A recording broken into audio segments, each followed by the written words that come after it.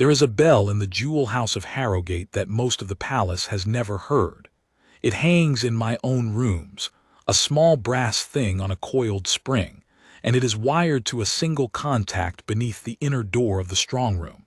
When that door is opened out of the appointed hours, the bell wakes me.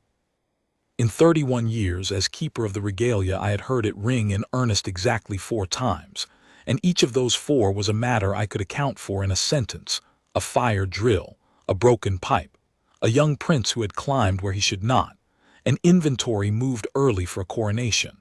So when it rang on the night I mean to tell you about, a little past 2 in the morning, cutting through my sleep like a wire drawn tight, I did not reach for my robe in fear. I reached for it in irritation. I assumed a footman had blundered. I was wrong about that, and I have never in my life been so grateful to be wrong, because the only thing standing between the house of Harrogate and the loss of its truest treasure that night was one man at a door, and he was not obliged to be brave, and he was not obliged to be right, and he chose to be both. His name was Sergeant Imrise Thorne, of the Royal Guard, and I want to set down what he did while I am still able, because the palace remembers events in the shape that flatters it, and I have watched too many good men be edited out of their own stories. Let me begin where I found it, and then go back, so you understand what I understood only slowly. I came down the west stair with my keys and my spectacles half on, expecting a mumbling apology and a mistaken hand on the wrong door. What I found in the antechamber of the jewel house was a tableau so still it might have been painted for a wall. A woman in a traveling cloak of dark gray wool, a leather case at her feet, 2 men behind her holding lamps, and before her, filling the narrow arch of the strong-room door as a stone fills a gate, a single guardsman in the red tunic and tall black bearskin of the king's own, his rifle grounded, his white gloves folded one over the other on the muzzle cap, his eyes forward and level and fixed upon nothing, which is to say fixed upon everything. The woman was the Queen Consort. Her name was Morwenna, and she was the king's second wife, and she had a way of holding her chin that made the air around her feel like a room you were not permitted to sit down in. "Keeper," she said without turning her head. "Good, you can tell this man to stand aside." I have replayed that sentence 100 times. There was no fear in it and no haste. She said it the way one asks a servant to draw a curtain as a foregone thing, already half done, requiring only the formality of a mouth to say it. And I understood, in the cold way one understands a thing before one can prove it, that whatever was in that leather case at her feet had come out of my strong room, and that she had every intention of walking it out through the arch that Sergeant Thorne was, at that moment, quietly and completely refusing to let her pass. Now let me go back, because a door does not become a battlefield by accident, and to understand why one man's stillness mattered, you must first understand what he was standing in front of. The jewel house of Harrogate is not a treasury of coin. It is the memory of the family made solid. Every ring, every collar, every diadem in my ledgers carries a story and a claim: who it was made for, who wore it, who left it to whom, and under what terms it may leave the house and under what terms it may not. Most of the great pieces of the realm are not owned by anyone at all in the way you own a coat. They are held. They belong to the crown, or to a line, or to a trust, and the living merely wear them and pass them on, and my whole office exists to see that the passing on is lawful. I am, if you like, the man who remembers the terms. And no collection in my care was governed by terms so exact, so deliberately, achingly exact, as the jewels of the late Queen Isolde. Isolde had been the king's first wife, and she was, by every account I trust, the finest woman ever to grace that cold and gilded house. She had died 4 years before the night of the bell, of an illness that took her slowly enough that she had time to set her affairs in perfect order, and she had used that time the way she used everything, with foresight and with love, and with a lawyer at her elbow. Her jewels were considerable. Chief among them was the piece the household called the Dawnwater, a parure of pale water blue diamonds and river pearls, a necklace and its matched coronet and drops that had come down through Isolde's own mother's line for 200 years, and which Isolde had worn on the day she was crowned, and on the day each of her children was named. Isolde had not left the Dawnwater to the crown at large. She had not left it to her husband.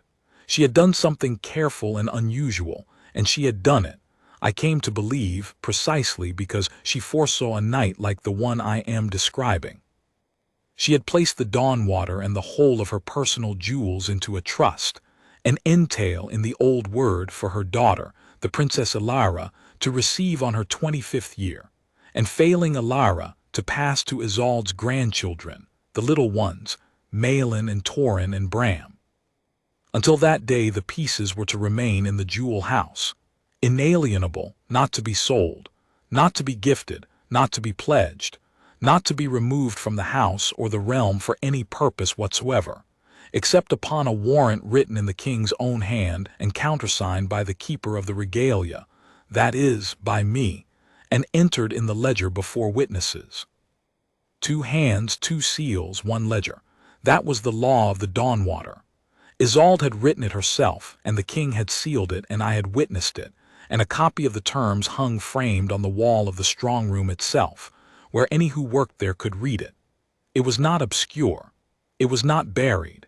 It was, in the deliberate way of a woman who loved her children more than she trusted the years ahead of them, made plain. The Queen Consort Morwenna had, in the years since Isolde's death, made no secret of her opinion of these arrangements. She thought them an insult. She had said, I heard her say it at a supper, with the candor that power mistakes for charm, that it was morbid to lock a dead woman's diamonds away from a living queen's throat, that the pieces were wasted in a box, that a crown that could not adorn its queen was a museum, not a court. She had asked me more than once, and never quite as a joke, when the terms might be revisited. I had told her, each time in the flat and courteous manner my office requires, that the terms were not mine to revisit, that they were the late queen's will and the king's seal, and that I served them as I served the ledger, without opinion. She did not like that answer. Few people who are used to being obeyed like being told that a thing is simply not theirs to have. I tell you all of this so that when I bring you back to the antechamber, and to the leather case at her feet, and to the one guardsman in the arch, you will understand that this was not a misunderstanding to be smoothed over with an apology. It was a raid. A quiet, well-dressed, 2-in-the-morning raid on a dead woman's love for her children, and the only thing that stood in its way was a man who had almost certainly never read the codicil, who could not have quoted the entail, and who knew none of the 200 years of the Dawnwater, but who knew, because it hung framed on the wall he guarded, and because he had made it his business to know, that nothing left that room without 2 hands on the warrant, and that the hands in front of him did not have it. Let me tell you about Sergeant Thorn as he was before that night, because a stand like his does not come from nowhere. He had been on the Jewel House post for something over 2 years. It is not a glamorous posting. The great crowds gather at the front gates, where the bearskins and the crowds and the tourists' cameras make a spectacle. The Jewel House is inward, quiet, a corridor and an arch in a strong room deep in the West Range, walked past by staff and seen by almost no one. A guard there stands long watches in a stone hush with nothing to test him but boredom, and boredom, I have observed, unmakes more men than danger does. Most who drew the post treated it as a punishment or arrest. Thorn treated it as a trust. I noticed him first because he asked me a question. In 2 years, no guardsman on that post had ever asked me anything but the time. Thorn, in his first week, stopped me as I passed with my ledger under my arm and asked, with the particular seriousness of a man who has decided to do a small thing properly, what the framed paper on the strongroom wall said, because the light was poor and he could not read all of it from his post, and he did not like standing guard over a rule he could not recite. I confess I was so surprised that I read it to him twice. He listened the way a good soldier listens to an order he intends to keep, not memorizing the words, but understanding the intent behind them, so that if the words ran out he would still know what to do. "So nothing in there leaves," he said when I had finished, "except the king writes it and you sign it and it goes in the book. That is the whole of it, Sergeant." He thought about that for a moment. Even for the king himself, if he came alone at night and said, "Take it, I want it, would you open?" "The king would not need to," I said. "He has only to write it, that is the point of it, so that no one, not even a king, moves the late queen's jewels on a whim in the dark. She built the delay in on purpose. A night's pause, a signature, a witness, time for a hot head to cool and a wrong hand to be seen." He nodded slowly, and I remember thinking, there is a man who has understood something most courtiers never will. He had understood that the rule was not an obstacle to duty, but the very shape of it. Some men guard a door because they are told to. Thorn guarded the meaning of the door. I did not think of that conversation again for 2 years. I thought of it a great deal afterward. Now the night. I have since pieced together, from Thorn's own account and from the ledger and from 2 frightened footmen, and from what the cameras in the corridor recorded, how the hour before the bell unfolded, and I will give it to you in order, because the order matters. A little before 1 in the morning, a note came down to the guardroom, delivered by a page who had been woken and sent, and did not know what he carried. The note instructed the jewel house post that the Queen Consort would be conducting a private inventory of certain personal effects that night ahead of a departure, and that the guard on duty was to render her every assistance. It bore a wax seal. It did not, Thorn would tell me, bear the king's hand nor mine, nor any warrant number, nor any of the 4 things the framed paper on the wall required. It was, in short, a note, and a note is not a warrant, and a man who has decided to do a small thing properly knows the difference in his bones. Thorn read it, he put it in his tunic. And he did the one thing that, in retrospect, decided everything. He did not send word up to me, and he did not stand aside, and he did not decide on his own authority that a note from the Queen Consort was as good as a warrant from the king. He simply resolved to stand his post exactly as the framed paper described it, and to let whoever came make their own case at the door. At 1:45 the Queen Consort came. She came with 2 men, one a chamberlain of her household named Perrin, soft-handed and anxious, who carried the lamps, the other a large, quiet fellow in a plain coat whose business, Thorn judged at a glance, was not lamps. And she came with a key. This is the part that still turns cold in me. She had a key to the strongroom. Not the master key, I hold that, and I sleep with it, and it had never left me. But there is a second key, an old duplicate, cut in the rain before mine for a purpose long forgotten, that had been thought lost for a decade and that lived. It emerged in a drawer in the late Queen's private cabinet, which had passed after Isolde's death into the Queen Consort's keeping along with the room and the furniture, no one having thought to inventory a drawer. With that key she had, in the quiet of the small hours, opened the outer door, crossed the antechamber, opened the strongroom itself, and here the bell rang, for the inner door completed its contact, and here I woke, though I did not yet come down. She had gone to the 3rd case on the left, the shallow one, and she had lifted out the Dawnwater. She had it in the leather case at her feet when Sergeant Thorn, drawn from his post in the corridor by the sound of the inner door and the lamps, stepped into the arch of the strongroom, took one look at the open case on the shelf and the traveling cloak and the leather bag, and understood that the private inventory was walking. He did not shout, he did not seize her. He did a thing far harder and far wiser than either. He stepped back 1 pace into the doorway, into the arch itself, the narrow throat of stone through which everything that leaves the jewel house must pass, and he set his feet, and he grounded his rifle, and he became, in that arch, a wall. "Your Majesty," he said, "the door is closed to this." That was all at first, 4 words and a title, but he had chosen his ground with the instinct of a man who understands sieges. He was not blocking her from the jewels, she already had them. He was blocking the jewels from the world. She could stand in that strong room until dawn if she liked. Nothing would leave it while he filled the arch. It was here, I gather, that she first tried the tone she had come armed with, the tone of the foregone conclusion. "Sergeant," she said, "I am conducting a private matter by my own instruction which you have in your hand. Stand aside and light my way to the west door." "I have your note, Majesty," Thorn said. "I have read it. It is not a warrant. Nothing in this room leaves it without a warrant in the king's hand and the keeper's seal, entered in the book. That paper on the wall says so, and I stand for that paper." "That paper," said the Queen Consort, and I can hear the smile that would have been in it, "was written by a dead woman for a world that has moved on. I am the Queen. These are the crown's jewels, and I am the crown's wife. Do you imagine the king's own household means to teach the king's own wife what she may hold in her own hands?" "I imagine nothing, Majesty," said Thorn.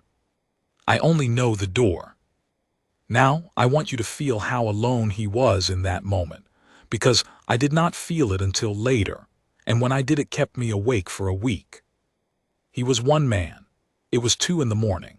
Before him stood the second most powerful person in the realm, a woman who could, with a sentence at breakfast, end his career, his pension, his name, who had beside her 2 men, one of them large and quiet, who held in her hand a key that had opened every door between her and the night, and who was telling him, with the full and genuine confidence of a person who has never once been refused, that he was making a small and career-ending mistake. He had no officer with him. He had not yet roused me. He had a note that contradicted him, a queen who commanded him, and a framed paper on a dark wall that no one but he seemed to think was worth a career. And he stood in the arch. I have thought a great deal about why he stood, and I have decided it was not stubbornness, and it was not even courage in the way we usually mean the word, a hot thing, a rush. It was something colder and better. It was that he had already, 2 years before, in a quiet week on a dull post, decided what he was for. He had asked me what the paper said. He had understood that the delay was the point. He had, without any drama at all, made a small private covenant that he would be the delay. The night's pause the late queen had built into her love, the signature-shaped gap through which a wrong hand could be seen. He was not deciding, at 2 in the morning, whether to be brave. He had decided that years ago, over a ledger, in the light of an afternoon. All that remained on the night of the bell was to keep a promise he had already made to a rule he happened to believe in. The Queen Consort did not understand any of that. To her, he was an obstacle of a familiar kind, a servant who had not yet grasped that he was overruled, and she did what such people do with such obstacles. She raised the pressure. "Perrin," she said, not taking her eyes from Thorn, "note the sergeant's name." The Chamberlain fumbled a little book from his coat. This was the first tier of it, the oldest threat in any court. "I am writing you down." Men have crumbled at those 4 words who would have stood against a drawn blade. To be written down in a court is to be marked for the slow death, the transfer to the worst post, the pension queried, the promotion that never comes, the quiet word that follows you. She was not threatening to strike him. She was threatening to erase him patiently over years in ink. "Thorn," said the sergeant before Perrin could ask. "Imrise Thorn. 2 names, Majesty. Spell them how you like. I'd rather be written down right than remembered wrong." I did not hear him say it. I was still on the stair, but the corridor camera caught it. And when I watched it back, I laughed out loud in an empty room, alone, at 3 in the morning, from something that was not quite amusement. He had turned the threat inside out. He had made the writing down into the record of his stand rather than the instrument of his ruin. He was not afraid of the little book. He was, if anything, glad of it. Let it be written. Let there be a page that said, on such a night, one man kept the door. The Queen Consort was too clever not to feel the ground shift under a threat that had failed. She changed her weapon. She stopped commanding and began, in the low and reasonable voice that is far more dangerous than any command, to explain. "Sergeant Thorn," she said, and she used his name now softly, as a person uses your name when they wish you to feel understood. "You are a good soldier. I can see that. A good soldier does not want to make an old man leave his bed, or a court wake to a scene over a misunderstanding. And that is all this is. Let me tell you what you do not know, because it is not your fault that no one has told you. The king and I leave at first light for the eastern estates. The late queen's pieces are to travel with the household, as they always would for a long removal. It is not safe to leave them in an empty wing with the house at half its guard. The keeper knows. The arrangements are made. This note is the courtesy of telling you so. The warrant travels with the steward, and you will see it in the book by morning. I came myself, at this hour, precisely so as not to make a fuss of it in the daylight. You are guarding a door against your own queen doing exactly what your own keeper has arranged. Now, do you see how foolish you would feel in the morning to have stood in my way over a paper that was always coming? It was, I must tell you, superbly done. There was not a false note in it that an honest man could point to. It flattered him, it explained him. It gave him a graceful path to stand aside. The warrant is coming. You'll see it in the book. No one blames you. Only be sensible. And it wrapped the whole in the one thing that undoes disciplined men more surely than any threat. The suggestion that their discipline is, this once, a little foolish. That the rule is real but the moment is an exception. That a wiser man would know the difference.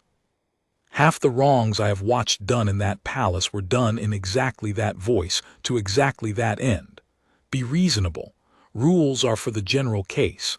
You and I both know this one is fine. And here is what Sergeant Thorn said, and I have said it in the ledger in his own words because I never want it lost. Majesty, if the warrant is coming, then the jewels can wait for it. If they are to travel at first light, they can travel from this shelf at first light, in the book, in the keeper's hand, the same as they'd have to whether I stood here or not. Nothing I'm doing keeps them from leaving lawfully. It only keeps them from leaving now, tonight, in a bag, before the paper. If everything is as you say, Majesty, then I've cost you a few hours and a signature you were always going to have. And if it isn't, then I've done the only thing this door is for. There was a silence after that.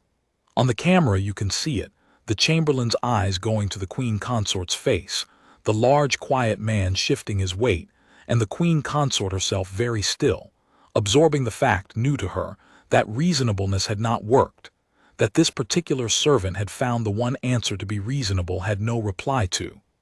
Because he was right, you see, and cleanly right, in a way that could not be argued without revealing the argument. If the removal were lawful, his stand cost nothing but a night. Only an unlawful removal was harmed by a night's delay. By offering to let the jewels leave the instant the paper existed, he had turned her own explanation into the proof against her. A lawful queen loses nothing by waiting for morning. Only a thief is undone by the dawn. I believe it was at that moment that the Queen Consort understood she was not going to talk her way through Sergeant Thorn, and that she made the decision that would ruin her, the decision to go through him instead. Because when reason fails a person who has never been refused, what is left is force, and force in a court wears the costume of authority. She stopped speaking to Thorn as to a man who might be persuaded and began speaking to him as to an object that was in her way. "Marsh," she said to the large, quiet man, "the sergeant is unwell and confused. Help him to a chair in the corridor." It was a stroke of real cunning, that word unwell. Not remove him, which would be an order to lay hands on a king's guardsman, a grave thing. Unwell, confused, help him to a chair. If it came to an inquiry, she had not commanded an assault. She had shown concern for a soldier who had taken a turn on his post. And the large man, Marsh, stepped forward to help the sergeant to his chair. This was the moment I came down the last stair and into the antechamber, and this is where I began, with the woman in the gray cloak and the case at her feet, and the one guardsman in the arch. "Keeper," she said, without turning her head. "Good, you can tell this man to stand aside. I have told you already how those words landed in me. The certainty, before I could prove it, that a raid was in progress. But I want to be honest about the next few seconds, because I am not the hero of this account and I will not pretend I was quick. For a heartbeat, perhaps two, the pull of that voice worked on me exactly as it was meant to. She was the Queen Consort. She said stand aside as a person says a thing already decided. And I am an old man who has spent his life in a court, and a court trains you, in your very spine, to smooth the path of the powerful. My mouth actually opened to say something soothing. Sergeant, perhaps there has been some arrangement I have not been told of. And then my eye fell on the shelf. The third case on the left stood open. Its velvet bed was empty. And on the velvet, where the Dawnwater should have lain, there was the small pale rectangle of the inventory card, and beside it, which stopped my breath, a second thing, a folded cloth, and half tucked in the cloth, catching the lamplight with a glassy, lifeless, too bright glitter, a necklace. Not the Dawnwater. A necklace of the same shape, the same size, the same arrangement of stones, and utterly, obviously, to my 31-year eye false. Paste. Leaded glass and gilt.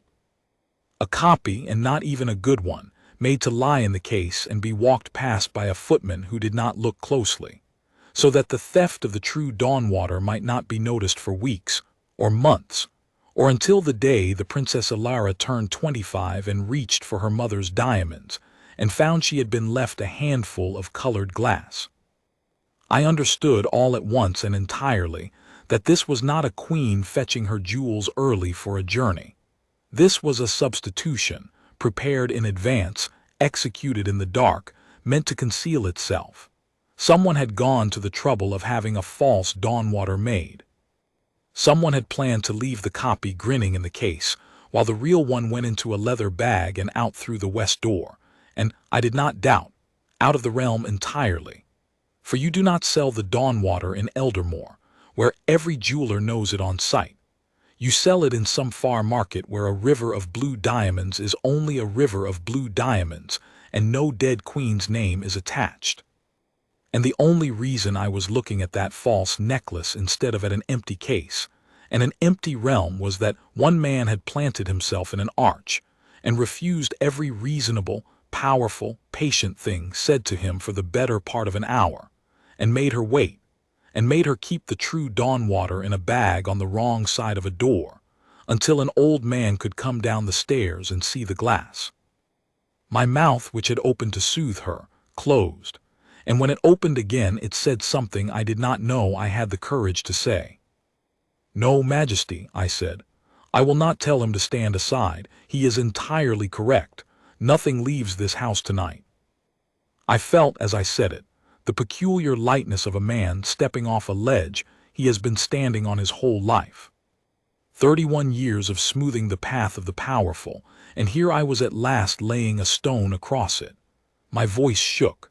I did not care that it shook. I looked at the false necklace, and I found I did not care about a great many things I had cared about an hour before.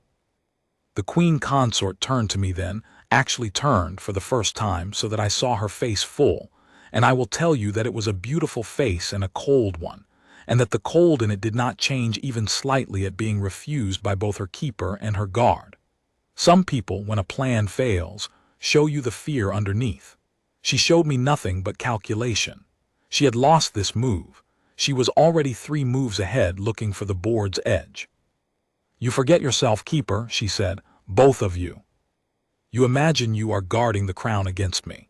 You are the crown's servants, and I am the crown's queen, and in a few hours, when the king is woken, you will each learn on which side of that arithmetic your bread is buttered. I am giving you both now one chance to remember your places. The sergeant may plead confusion. You may plead loyalty misapplied.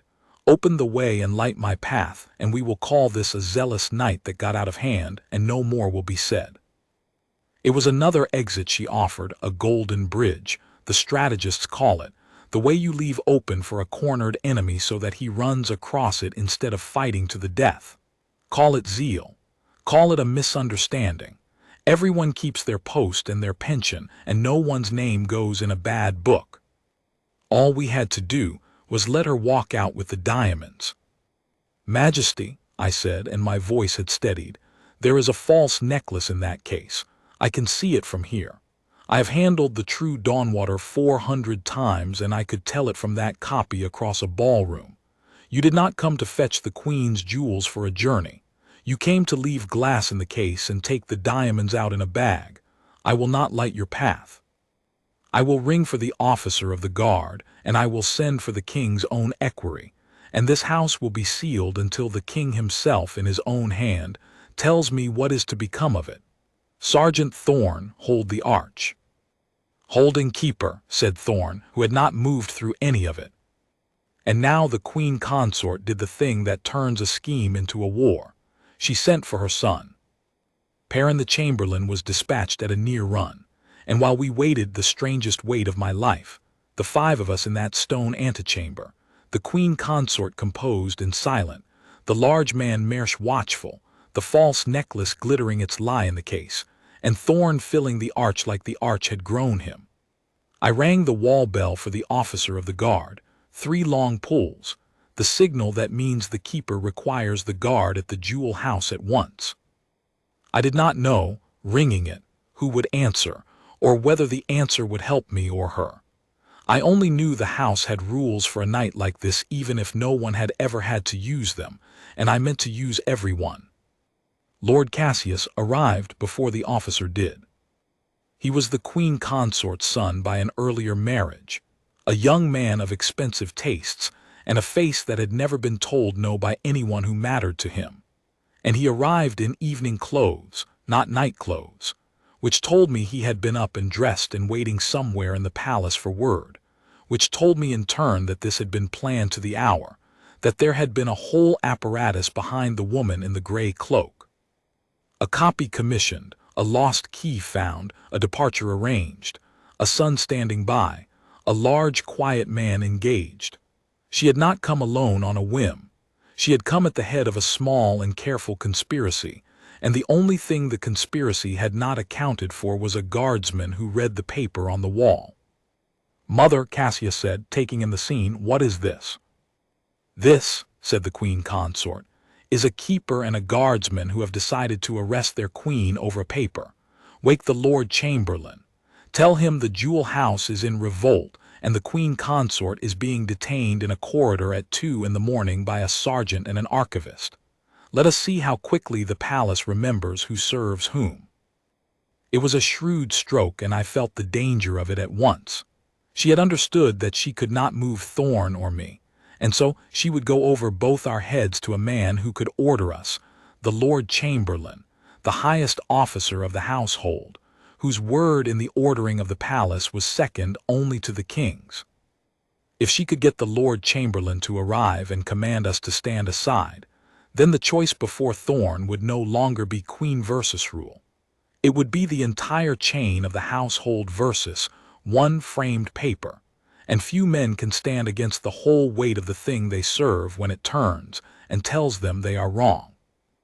Cassius went, and now came what I have called ever since the false dawn, the worst hour of the night, worse than the Queen Consort's first command, because it wore the face of legitimate authority, and it very nearly worked.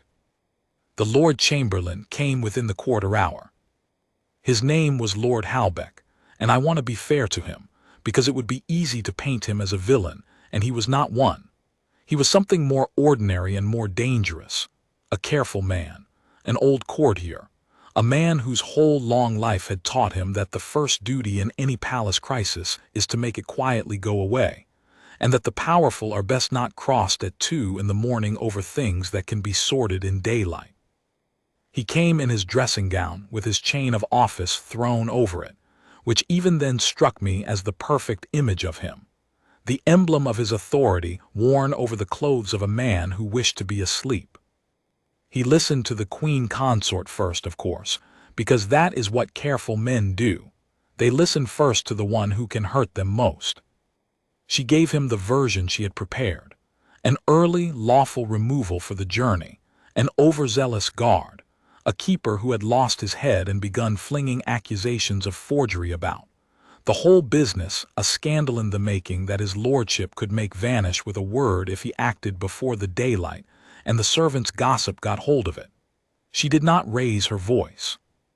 She let him hear under every word the thing careful men fear most, that this would become a story, and that he would be in it on the wrong side unless he ended it now.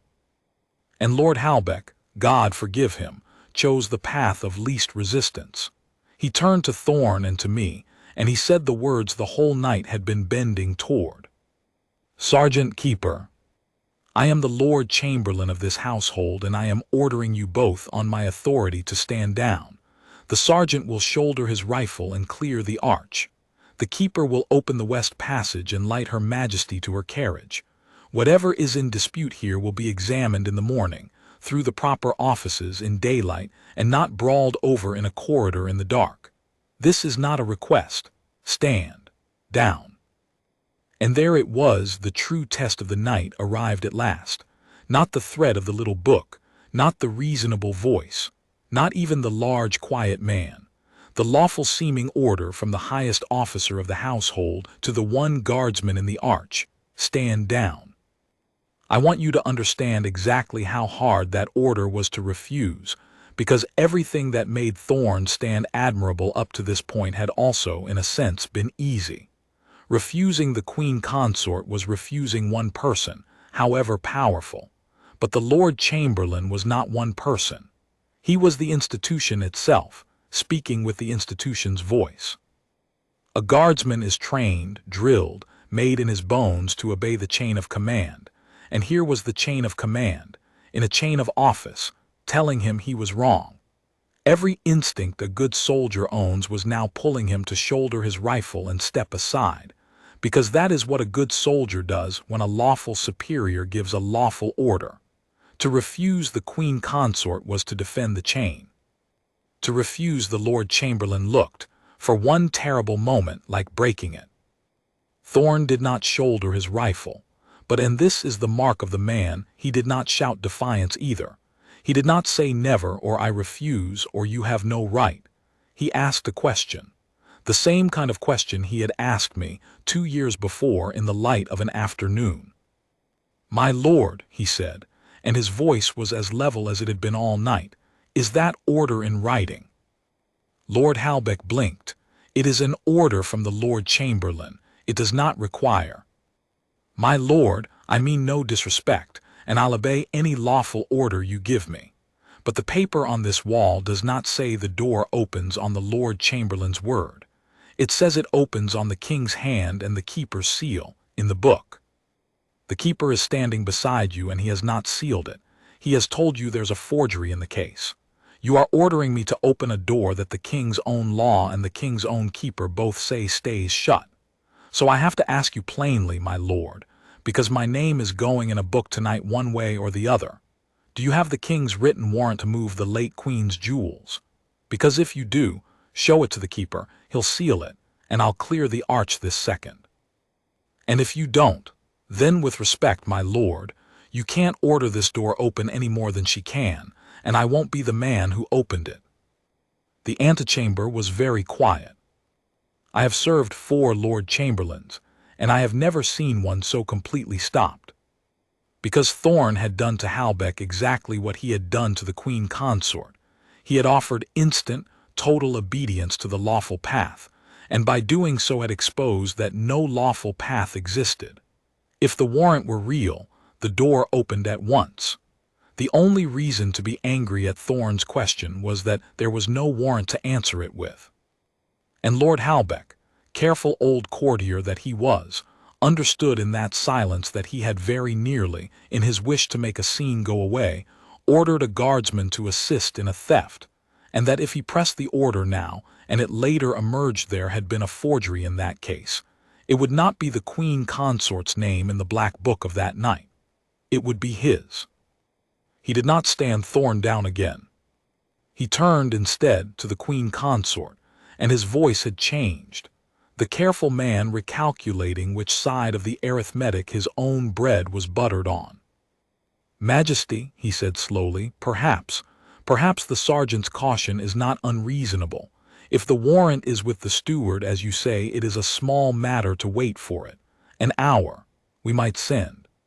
You spineless old fool, said the Queen Consort, and the mask slipped at last, just for a word, and I saw the thing underneath, which was not fear even now but fury, the pure, affronted rage of a person watching lesser people fail to obey. There is no warrant with the steward, and you know it and I know it, and by dawn none of it will matter, because I will be gone and these will be gone with me. Marche. And she pointed at the arch. The large, quiet man moved. He was very big, and he was, I understood too late, the entire point of him having come not to hold lamps, not to carry cases, but for exactly this moment when words ran out and the door had still not opened and someone had to be walked out of the way. He crossed the antechamber in 3 steps and put both hands on Sergeant Thorn to move him bodily from the arch. What happened next took, I think, less than 2 seconds, and I have watched it on the camera many times, and I still cannot quite see the join of it. Thorn did not strike him. I want that understood, because it matters to everything that came after. He did not throw a blow or draw down or do violence in the way the word usually means. He did the thing a man does who has been trained past thought. He received the big man's rush, turned it, used the man's own weight and the narrowness of the arch against him, and set him down on the stone floor of the antechamber on his back, hard enough to empty his lungs and gentle enough to break nothing, disarmed of his own momentum, blinking at the ceiling. And then Thorn was back in the arch, feet set, rifle grounded, not even breathing hard, exactly as he had been, as though the large man had tried to move a cathedral and the cathedral had simply declined. "I'll not be moved off this door, Majesty," said Thorn into the ringing silence. "Not by his lordship's order, and not by that man's hands, and not by yours. Send for the king. Write me in every book you own. But nothing leaves this house tonight except lawfully, and there is nothing lawful here." It was at that moment, Marche on the floor, the Lord Chamberlain gray-faced, the Queen Consort's beautiful mask entirely gone, that a new voice came from the West Passage. A woman's voice, dry and clear and entirely unhurried, the voice of someone who had been listening for rather longer than any of us had realized. "He's quite right, you know," said the voice. "There is nothing lawful here. I've been standing in that passage for 10 minutes and I heard all of it." And into the lamplight, in a plain dark coat thrown over her nightclothes, with 2 of her own attendants behind her, and I saw with a jolt, a folded document in her hand, walked the Princess Adela, the king's sister, the one member of the royal house whose reputation for seeing exactly what a thing was, and saying exactly what it was, had made her half-loved and wholly feared in that court for 40 years. The Queen Consort's face, when she saw who it was, did a thing I had never seen it do. It went still in a different way, not the stillness of calculation, but the stillness of a person who has just felt the floor become the edge of a very high place. "Adela," she said, "this does not concern. It concerns the late Queen's jewels, the King's law, and a forgery in a case," said Princess Adela, coming to a stop in the center of the antechamber and looking, with frank interest, at the false necklace glittering in the open shelf. "It concerns a guardsman being ordered by the Lord Chamberlain of this household to assist in the removal of entailed property in the dark, and it concerns—" she lifted the folded document in her hand, "this, which I sent for the moment your chamberlain came scratching at the king's equerry's door an hour ago asking, oh so casually, where the late queen's codicil was lodged, and whether it might be reviewed. You were never subtle, Morwenna. You were only surrounded by people whose bread depended on pretending you were. I have thought often since about the difference between the 2 women who faced each other across that antechamber. The Queen Consort had power, real power, the power to promote and ruin, to command a household, to write a name in a book. Princess Adela had almost none of that. She held no office, commanded no household, wrote no one's name in any book. What she had instead was the one thing the Queen Consort's whole night had been designed around not needing. She had the truth, and she had gone and got it in writing, and she was not afraid of anyone in the room.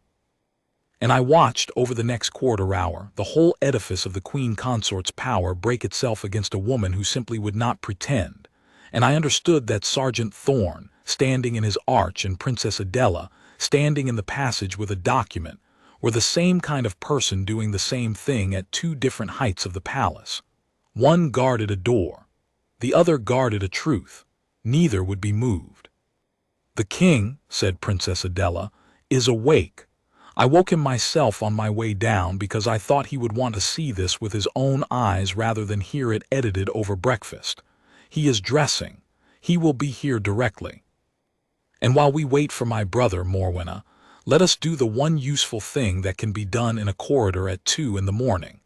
Let us read, aloud, in front of the guardsmen you have been trying to break for an hour, exactly what the late Queen wrote, so that no one here can ever again pretend they did not know."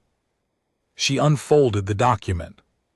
It was a certified copy of Queen Isolde's codicil, the very instrument I had witnessed 4 years before, kept sealed in the king's own muniment, of which I held one copy in the jewel house and the king's equerry another, and which the Queen Consort's Chamberlain had, that very night, gone fishing to locate.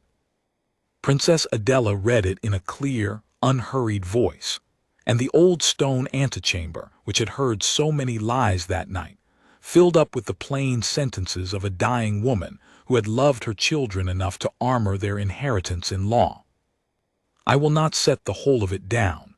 It is long, and lawyers wrote the joints of it, but the heart of it I can give you, because it was read aloud that night and I have read it 100 times since.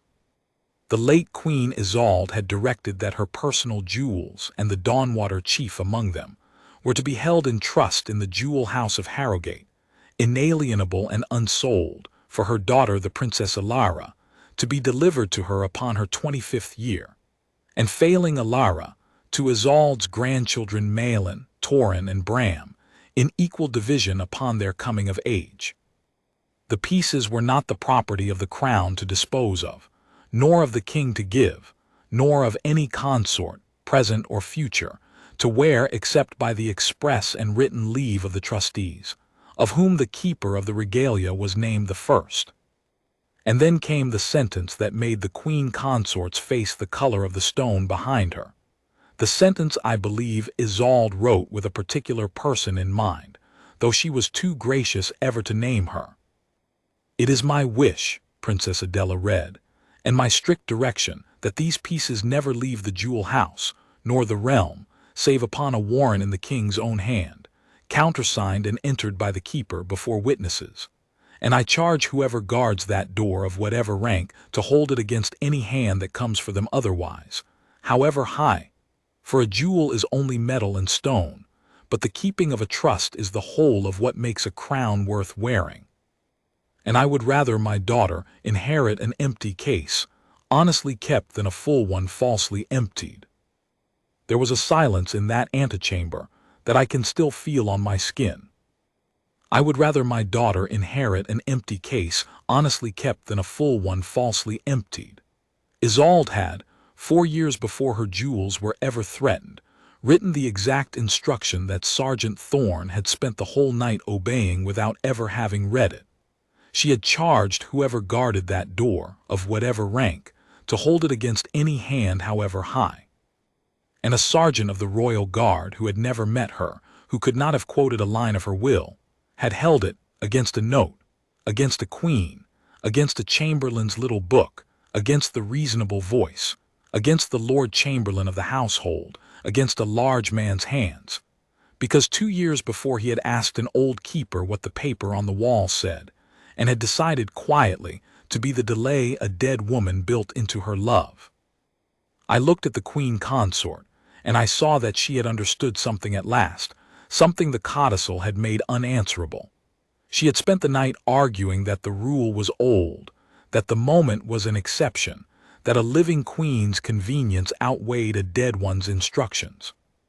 And now the dead woman's instructions had been read aloud, and they did not merely forbid what the Queen Consort had tried to do, they had foreseen her, named the shape of her, and appointed a guardsman to stop her.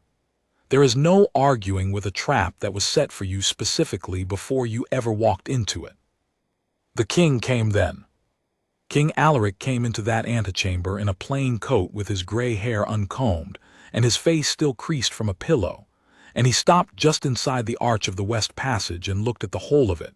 The open case, the false necklace, the Dawnwater in a leather bag at his wife's feet, the large man only now getting to his knees, the gray-faced Lord Chamberlain, his sister with the codicil open in her hands, the old keeper, and the one guardsman in the strong-room arch who had not moved through any of it and did not move now. And I watched the king read the room the way a man reads a letter he has been dreading for years and finds, at last, in his own hall, opened. He did not shout. I had braced for shouting. King Alaric was not a shouting man, and grief and shame are quiet in a proud man. They come out as stillness, and his stillness in that moment was terrible. "Adela," he said, "tell me plainly. My head is not clear, and I will not have it clouded further. What has happened here?" "Your wife," said Princess Adela, who had never in her life spared her brother a plain sentence, "commissioned a forgery of Isolde's Dawnwater, obtained a lost key to the jewel house, and came here at 2 in the morning to substitute the copy for the true jewels and remove the true ones from the realm before Alara could inherit them. The keeper caught the forgery. This guardsman," she looked at Thorn, and something in her dry voice warmed by a single degree, "caught everything else. He stood in that arch for the better part of an hour and refused, in order, a note, the Queen Consort's command, a threat to his name, the Lord Chamberlain's order to stand down, and a man sent to move him by force. He offered every single time to open the door the instant a lawful warrant was produced. None ever was, because there was none to produce. He has done nothing tonight but keep Isolde's own instruction, which I have just read aloud, and which charges the guard of that door to hold it against any hand however high. He held it against the highest hands in your household, Alaric, and he was right too." The king looked at his wife for a long moment. I will not try to name what was in his face. It was between the two of them, and it was the ruin of a marriage, and I looked away from it as one should. When he spoke to her, his voice was very low. "Is it true, Alaric? Is the necklace in that case a forgery, yes or no?" And the Queen Consort, who had lied all night with such grace, found that she could not lie to that quiet voice with the whole night's evidence lying open on the shelf and the floor. She said nothing, and her silence was the loudest thing in the room. The king crossed to the shelf. He is not a young man, and he moved like a man carrying something heavy, and he stood before the open case and looked at the false necklace for a long time. Then he picked it up. He held it to the lamp, turned it once, and I saw his jaw tighten as even his untrained eye caught what mine had caught across the room, the dead, glassy, lightless glitter of paste where the Dawnwater's water-blue fire should have been. He set it down as one sets down a thing that has bitten one.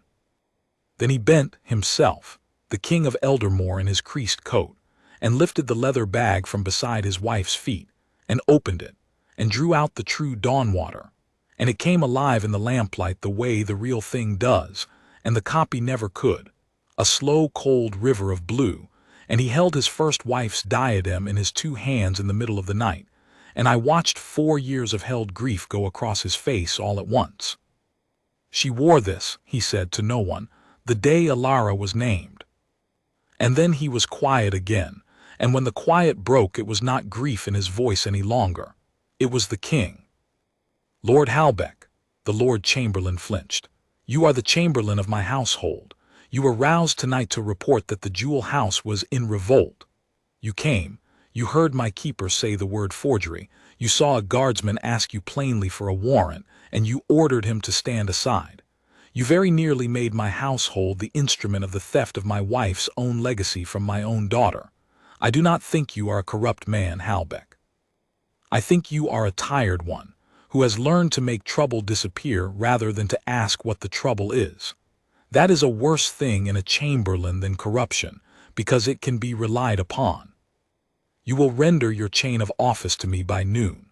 I will find you a quiet retirement that your years of service have earned, and I will find my household a chamberlain who knows the difference between a scene and a crime."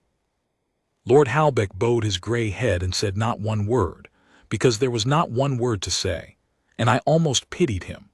A careful man undone not by a great sin, but by the small daily sin of preferring quiet to right, which is the courtier's disease, and of which I have felt the fever in my own blood more than once, and never so much as in the moment my own mouth opened to soothe the Queen Consort before my eye found the glass. Marsh! The large man had got to his feet and stood now against the wall with the particular stillness of a man who has understood that his employer is finished, and is calculating how little of the wreck can be made to fall on him. "You laid hands on a king's guardsman at his post tonight to move him by force. You will give your account to the officer of the guard, and to the magistrate after, and I will not lift a finger to make it easier for you. Take him out." 2 guardsmen, the officer of the watch had arrived at last, with 3 men, drawn by my 3 long pulls of the wall bell, took the large man out between them, and he went without a sound. And then the king turned to his wife, and the antechamber seemed to hold its breath, because whatever was to be said now would be said between a king and his queen, and there is no colder public thing in all the world. "Morwenna," he did not raise his voice, he never did that whole night. "I married you 3 years after I buried a wife I did not deserve, because I was lonely and the house was cold, and you were clever and beautiful, and you made the cold seem to lift. I gave you rooms and rank and the trust of my household. And you have used the trust of my household to make a copy of the one thing that woman left her children, and to try to carry the true thing out of my realm in a bag in the dark, so that a girl who has already lost her mother would one day open a case and find her mother had left her glass. There is no name for that in the law that is severe enough for what it is, so we will use the law's name, which is theft and forgery and breach of a trust of which you were never even a trustee. You will not sleep in the royal apartments again. You will be confined to the East Pavilion under guard until the King's Council and the magistrate have done with this, and you will answer for every part of it, the copyist you hired, the key you concealed, the men you brought. I will not shield you. I will not even be angry at you in the end, because I find, standing here, that I am not angry. I am only ashamed that I did not see it, and grateful past speaking that a keeper and a sergeant saw it for me." The Queen Consort lifted her chin one last time, the old gesture, "The room you may not sit down in," and I think she meant to say something cutting and final, something that would let her walk out of that antechamber as though she were choosing to. But the king had already turned away from her, which is the cruelest thing one royal person can do to another, and the officer of the watch was at her elbow, and there was, in the end, nothing to say to a turned back. They took her out through the west passage, and her gray cloak went into the dark, and the leather bag stayed behind on the stone, empty now, the Dawnwater safe in the king's own hands, and the false necklace grinning its dead glitter up from the shelf at no one at all. And then it was only us, the king and his sister and an old keeper, and in the arch he had held all night, the one man who had made the whole of it possible, still at his post, still with his rifle grounded, still, I swear it, with his eyes forward and level, as though he were prepared, if asked, to stand there until morning and refuse the sunrise itself a warrant. The king went to him. "I have served 3 sovereigns, and I have seen a great many honors given, and most of them are given the way the powerful give things, with the honor flowing downward, the great man stooping to raise the small one. What I saw King Alaric do that night was different, and I have never forgotten it. He did not stoop. He stood in front of Sergeant Thorne, at the arch, as one man stands before another, and for a moment he did not seem to know how to begin, because the thing he owed this guardsman was too large for the ordinary machinery of thanks. "Sergeant," he said at last, "what is your name?" "Thorne, your majesty, Imrise Thorne." "Sergeant Thorne, the Lord Chamberlain of my household ordered you tonight to clear this arch. Do you know what would have happened to you, in the ordinary way of things, If you had refused the Lord Chamberlain's order, and there had turned out to be a lawful warrant after all. Yes, Majesty, said Thorn. I'd have been broken for it, stripped and dismissed most like and no pension for defying the household over a paper. I knew that when I asked him for the warrant. You knew that, and you refused him anyway. I did, Majesty. Why? And Sergeant Thorn, who had spoken so little all night and every word of it to the point, was quiet for a moment, as though the question deserved a true answer rather than a quick one. Then he said the thing that I had carved the next morning into the first line of the account I entered in the ledger, and that hangs now, framed, on the wall of the jewel house beside the late Queen's terms, where every guard who draws that post can read it. Because the door doesn't know who's rich, Majesty, said Thorn. It only knows who's got the warrant. If I open it for a queen without the paper, then it's not a rule anymore. It's just a door that opens for whoever's grand enough, and then the paper on the wall means nothing, and the late Queen's word means nothing, and there was never any point in me standing here at all. I'd rather be broken keeping a rule that's worth something than kept for breaking it. That's the whole of it, Majesty. I only know the door. I have heard grand men make long speeches about duty, and I have watched the words slide off the day like rain off glass. I have never heard duty put more plainly or more truly than by a sergeant in an arch at 2 in the morning who thought he was only explaining himself. The door doesn't know who's rich. It only knows who's got the warrant. That is the whole of the law and the whole of honor, and the whole of what an old keeper spends his life trying and mostly failing to make the powerful understand. And this man had understood it in his bones from the first week of a dull post, because he had bothered to ask what the paper said. The king looked at him for a long moment, and then he did a thing that made Princess Adela's eyebrow go up and made me have to look very hard at the floor. He took off one of his own gloves, and he held out his bare hand to a sergeant of his guard, and he shook Sergeant Thorn's hand as one man thanks another, king to soldier, in the middle of the night, over the recovered ghost of a diadem. You kept my wife's trust when my own chamberlain would have broken it, the king said.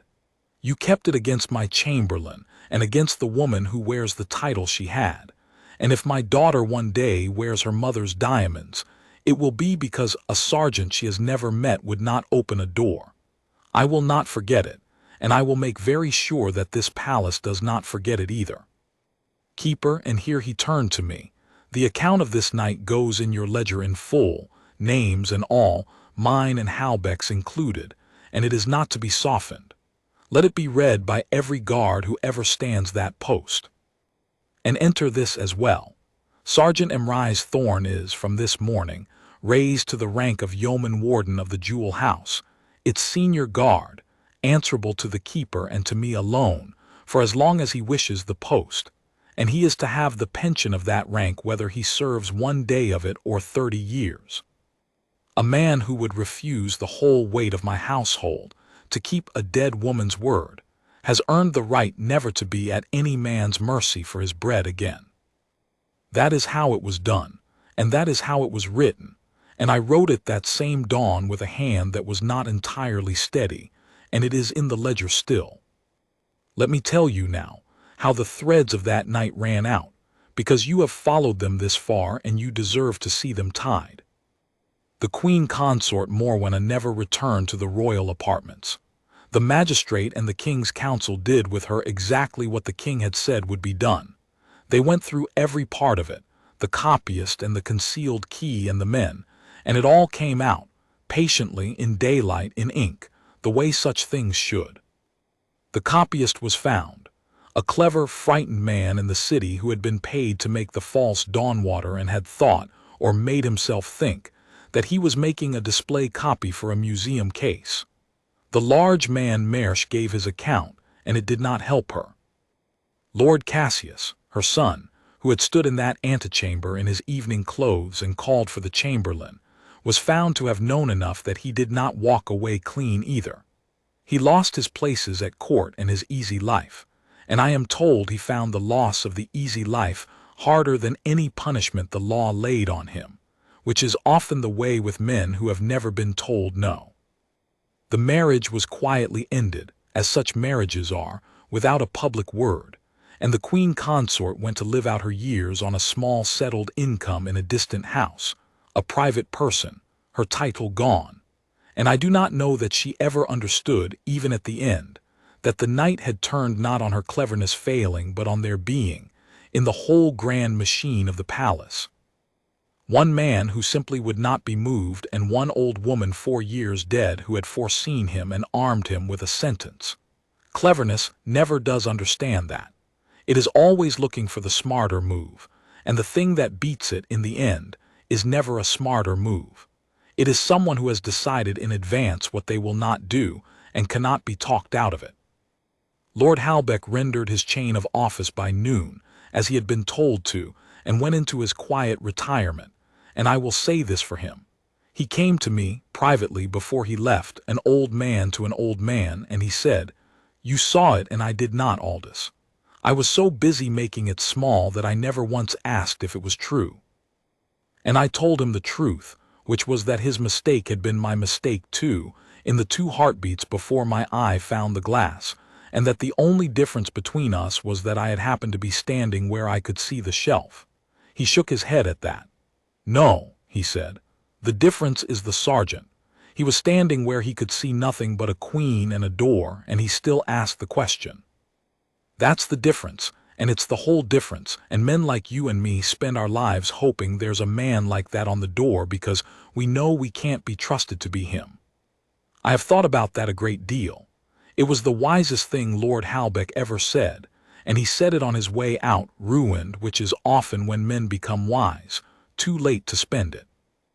The king found a new chamberlain, a younger and harder-eyed one, and the first thing the new chamberlain did on taking office was to walk down to the Jewel House and read, in full, standing, the account of that night that I had entered in the ledger, and then to ask to shake the hand of Yeoman Warden Thorn. Word of that spread through the household faster than any decree, and it did more good than any decree, because it told every servant in that palace a thing they needed to know, that the new order of the house was one in which the man on the door who asked for the warrant was the man the chamberlain came to shake hands with, and not the man he broke. The Dawnwater went back into its case, the true one, on its own velvet, the false necklace taken away as evidence and never returned, its shelf space left deliberately empty for a time as a kind of memorial to the night. I resealed the terms. I had the king's warrant procedure strengthened at Thorn's own quiet suggestion, so that the lost key gap could never yawn open again. Every key accounted for, every old duplicate found and destroyed or logged, the framed paper on the wall recopied larger and clearer so that no guard would ever again have to squint at the rule he stood for. Thorn asked for that. Not a reward, not a privilege, a better sign, so the next man would find it easier to do right. That is the kind of man he was. And 4 years after the night of the bell, the Princess Ilara turned 25. I was an old man by then, older than a keeper has any business being, and I had stayed on for exactly this, because I had promised myself I would be the one to do it. The delivery of an entailed trust is a small ceremony. By palace standards, no crowds, no cameras, only the trustees and the beneficiary and the king. Princess Ilara came to the Jewel House on the morning of her 25th birthday, a grave and gracious young woman with a great deal of her mother in her face, and she stood in the very antechamber where it had all happened, and I brought out the Dawnwater and read the terms of her mother's trust aloud, as the codicil required, before witnesses. And I entered the delivery in the ledger, and the king countersigned it, and it was, at last, hers lawfully in the book in the light of a morning, exactly and only as the late queen had directed it be done. But I had arranged one thing that the codicil did not require, and I do not think anyone minded. I had asked that Yeoman Warden Thorn be one of the witnesses. He stood at the side of the antechamber in his red tunic, immaculate as ever, and when the delivery was entered and the diadem was in the princess's hands, the king told her, because I had asked him to, and because he wished to the whole of the story of the night she had been asleep through 4 years before, when she was a girl of 21, and did not know that her inheritance had come within a leather bag and a dark corridor of being carried out of the realm forever. He told it plainly, names and all, his own included. And when he had finished, the Princess Ilara turned and looked for a long moment at the guardsman by the wall, the man who had refused a queen and a chamberlain and a strong pair of hands to keep, for a girl he had never met, a trust he could not have quoted a line of, and she crossed the antechamber, the true Dawnwater in her hands, and she stopped in front of him. "They tell me," she said, "that you stood in that door all night, and that if you had stepped aside I would be holding glass this morning instead of my mother's diamonds." "I stood the post, your highness," said Thorn. "That's all it was." "That is not all it was," said the Princess Ilara, "and I think you know it is not, and I think you will go on saying it is because that is the kind of man who does the thing in the first place. So I will not argue with you. I will only say this. And she did a thing then that no one had told her to do, and that undid the composure of every old servant in that room, myself first among them. She inclined her head to him, a princess, on the morning of her inheritance, bowing her head to a sergeant of the guard, and she said, 'Thank you for keeping my mother's word when the people whose word it should have been did not. I will wear these knowing what they cost, and who paid it, and it was not me.' And she straightened and she smiled at him, and I saw the Iron Man's eyes forward and level composure very nearly break at last, 4 years too late for the night that had earned it, and hold just. I am old now, and I have given up the ledger to a younger keeper, and I will not see many more coronations or namings or deliveries of trusts. But I go down still, sometimes, to the antechamber of the jewel house, and I stand where the Queen Consort stood with the case at her feet, and I read the 2 framed papers on the wall, the late Queen's terms, and beside them now, Sergeant Thorne's words, 'The door doesn't know who's rich, it only knows who's got the warrant,' and I think about the difference between a rule that is only a rule and a rule that a man has decided to be. A jewel is only metal and stone. Isolde wrote that, and she was right, and it is the truest thing anyone said in the whole affair. The Dawnwater is beautiful, and it is worth a kingdom's ransom, and it is, in the end, only metal and stone. What was actually saved that night was not the diamonds. It was the thing the diamonds stood for, that in the house of Harrogate a dead woman's word to her children would be kept, and that it would be kept not because keeping it was easy or safe or rewarded, but because one man had stood in an arch and refused every grand and reasonable and powerful voice that told him to let it slide, and had said, into all of it, the plainest sentence I have ever been privileged to write into a ledger. Nothing leaves this house tonight, not on your word, only on the king's hand and the keeper's seal and the book. He was right. He was right the whole night, alone, against all of them in the dark. And the bell in my old rooms has never rung in earnest since. But if it ever does again, God grant that whoever answers it finds a man like Emrys Thorn already standing in the arch, who has decided, long before the night comes, exactly what he is for.